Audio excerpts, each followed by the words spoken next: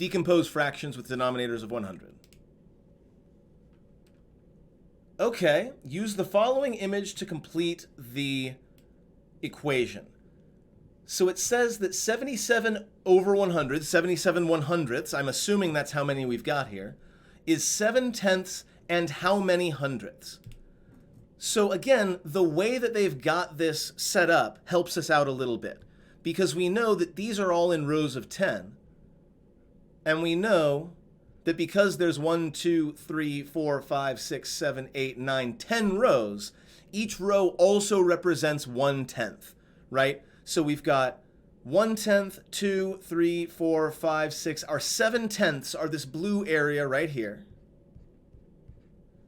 So what it's asking us is how many more hundredths are there? And if I count them, it looks like there is 1, 2, 3, 4, 5, 6, 7 hundredths. So 77 over 100 is equivalent to 7/10 and 7 hundredths. Ooh, now we've got some number lines, yeah?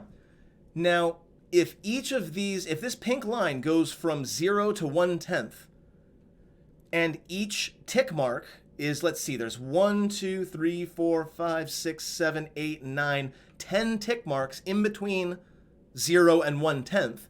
That means each of these little itsy bitsy lengths here is 1/10 of 1/10. And again, we haven't done multiplying fractions yet, but as a quick note, because I'm going to mention it a lot, the word of, at least until you get to function notation in high school, the word of almost always means times.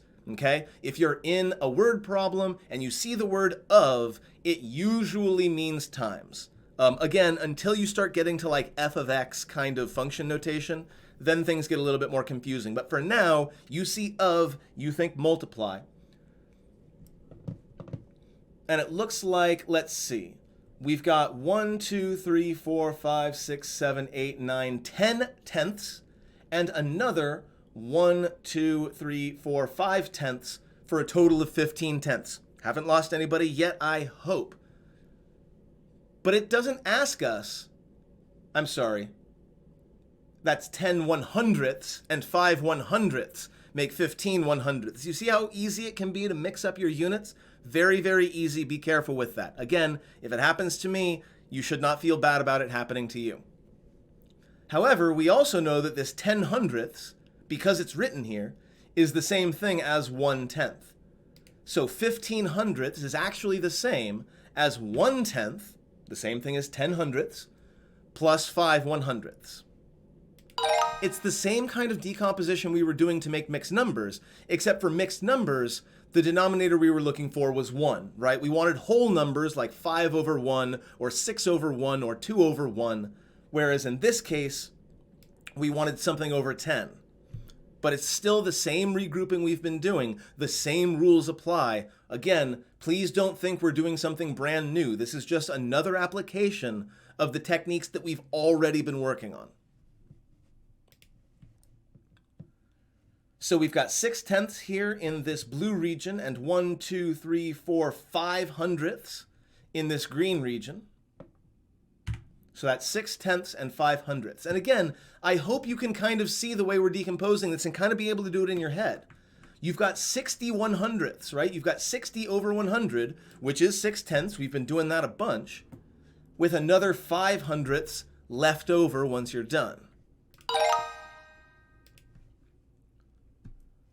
Let's see, we've got 2 tenths here, and another 1, 2, 3, 4, 5, 6, 7, 8 hundredths.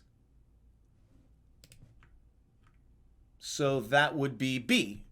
28 over 100 is the same thing as 20 over 100 plus 8 over 100. Let me put in that intervening step here. It's the same thing as